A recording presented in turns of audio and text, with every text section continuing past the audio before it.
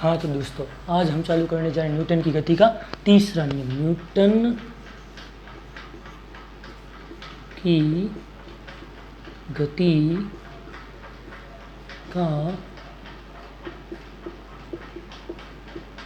की गति का तीसरा नियम।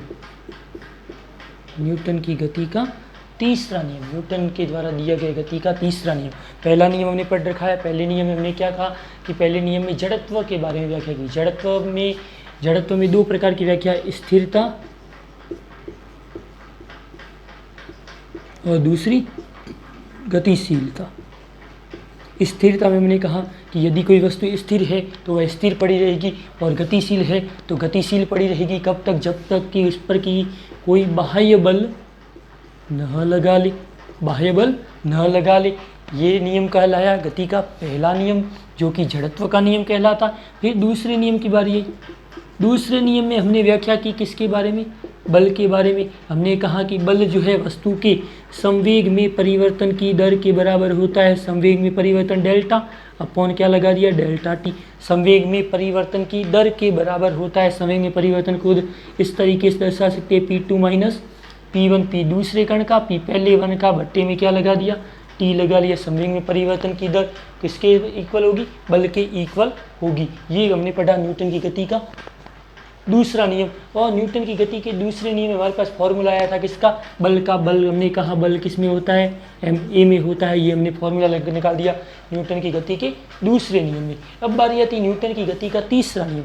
न्यूटन की गति के तीसरे नियम में न्यूटन ने कहा कि यदि किसी वस्तु के अनुकूल हम क्रिया करें, वस्तु में क्रिया करें तो क्या होगी? प्रतिक्रिया जरूर होगी।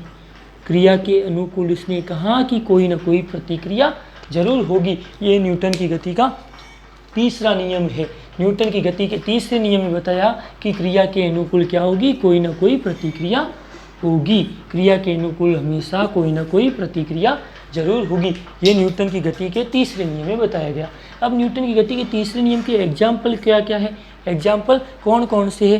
न्यूटन की गति के तीसरे नियम के एग्जाम्पल जो है बहुत सारे हैं। एग्जाम्पल के तौर नाविक वाला सबसे पहला।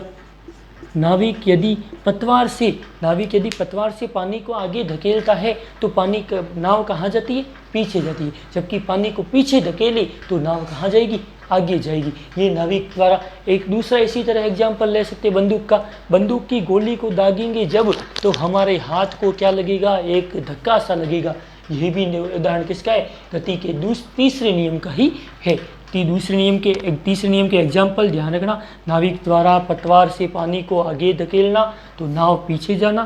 नाविक द्वारा यदि पतवार से पानी को आगे धकेले तो नाव पीछे जाएगी, और पानी को पीछे धकेले तो नाव आगे जाएगी। ये लिखवाना जरूरी नहीं है, केवल आप सुन लेना तो इससे ही आपको क्या हो जाएगा? याद हो जाएगा।